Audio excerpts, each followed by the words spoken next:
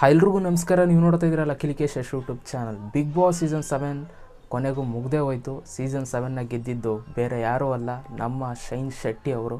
So runner up ಆಗಿದ್ದು ಕುರಿ ಪ್ರತಾಪ್ ಅವರು. ಸೊ ಶೈನ್ ಶೆಟ್ಟಿ ಅವ್ರ ಬಗ್ಗೆ ನಾನು ಮಾತಾಡಲೇಬೇಕು, ಯಾಕೆಂತಂದರೆ ತುಂಬ ಕಷ್ಟಪಟ್ಕೊಂಡು ಒಂದು ಸೆಲೆಬ್ರಿಟಿ ಆದಂಥ ವ್ಯಕ್ತಿ. ಇವ್ರು ಹೇಗೆ ಅಂತಂದರೆ ಒಂದು ಕೆಲವು ವರ್ಷಗಳ ಹಿಂದೆ ಒಂದು ಒಳ್ಳೆ ಸೆಲೆಬ್ರಿಟಿ ಆಗಿದ್ದರು, ಓಕೆನಾ. ಇವ್ರಿಗೂ ಕೂಡ ತುಂಬ ಫಾಲೋವರ್ಸು ಕೂಡ ಇದ್ದರು.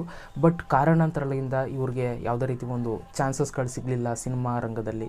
ಸೊ ಆದ್ದರಿಂದ ಮತ್ತೆ ಅವರು ಒಂದು ಕಾಮನ್ ಲೈಫ್ಗೆ ಬಂದರು, ಸೆಲೆಬ್ರಿಟಿಯಿಂದ ಕಾಮನ್ ಲೈಫಿಗೆ ಬಂದರು. ಸೊ ಅಲ್ಲೂ ಕಷ್ಟಪಟ್ಟು ಮತ್ತೆ ಬೆಳೆಯೋದಕ್ಕೆ ಒಂದು ಆಸೆನ ಇಟ್ಕೊಂಡು ಒಂದು ಬಿಗ್ ಬಾಸ್ ಸೀಸನ್ 7ಗೆ ಬಂದರು. ಸೊ ಬಿಗ್ ಬಾಸ್ ಸೀಸನ್ 7ಗೆ ಬಂದಮೇಲೆ ಅವರ ಒಂದು ಲಕ್ಕೇ ಚೇಂಜ್ ಆಯಿತು ಅಂತಲೇ ಹೇಳ್ಬೋದು.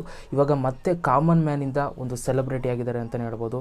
ಒಟ್ಟಿನಲ್ಲಿ ನಾನು ಯಾವಾಗಲೂ ಹೇಳ್ತಾ ಇರ್ತೀನಿ, ಕಷ್ಟಪಟ್ಟರೆ ಖಂಡಿತವಾಗ್ಲೂ ಅದಕ್ಕೊಂದು ಪ್ರತಿಫಲ ಇರುತ್ತೆ. ಆಮೇಲೆ ಇನ್ನೊಂದೇನಪ್ಪ ಅಂತಂದರೆ, ನಾವು ಆದಷ್ಟು ಒಳ್ಳೆ ಕೆಲಸ ಮಾಡಿದ್ರೆ ನಮ್ಗೆ ಒಳ್ಳೆಯದಾಗುತ್ತೆ.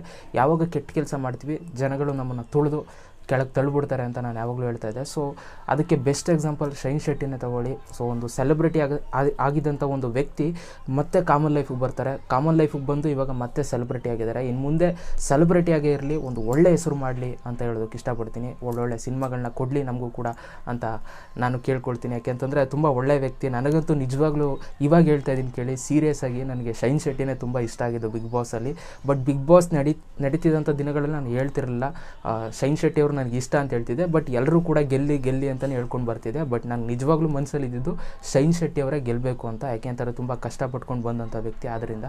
ಆಮೇಲೆ ಕುರಿ ಪ್ರತಾಪ್ ಅವರು ಕೂಡ ತಮಾಷೆ ಮಾತಲ್ಲ, ಅವ್ರು ಗೆದ್ದಿಲ್ಲ ಅಂದ ತಕ್ಷಣ ಏನೋ ಗೆಲ್ಲಿಲ್ಲ ಅದು ಇದು ಅಂತ ಅನ್ಕೋಬೇಡಿ.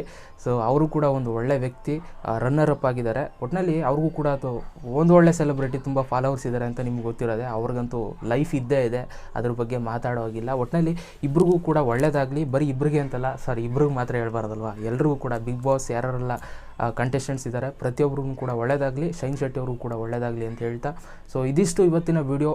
ಕೊನೆಗೆ ಶೈನ್ ಶೆಟ್ಟಿ ಅವ್ರನ್ನ ಗೆಲ್ಲಿಸ್ಬಿಟ್ರಿ ನೀವುಗಳೆಲ್ಲ ಸೇರಿಕೊಂಡು. ಸೊ ಯಾರ್ಯಾರಿಗೆಲ್ಲ ಖುಷಿ ಆಯಿತು ಅನ್ನೋದನ್ನ ನನಗೆ ಕಮೆಂಟ್ ಬಾಕ್ಸಲ್ಲಿ ಕಮೆಂಟ್ ಮಾಡಿ. ಸೊ ಶೈನ್ ಶೆಟ್ಟಿ ಅವ್ರನ್ನ ಸಿನಿಮಾದಲ್ಲಿ ನೋಡಬೇಕು ಅಂತ ಕಾಯ್ತಾ ಇದ್ದೀರಾ ಅಥವಾ ಸೀರಿಯಲ್ಸ್ಗಳಲ್ಲಿ ನೋಡಬೇಕು ಅಂತ ಕಾಯ್ತಾ ಇದ್ದೀರಾ ಅಂತಲೂ ಕೂಡ ನನಗೆ ಕಮೆಂಟ್ ಬಾಕ್ಸಲ್ಲಿ ಕಮೆಂಟ್ ಮಾಡಿ, ಓಕೆನಾ.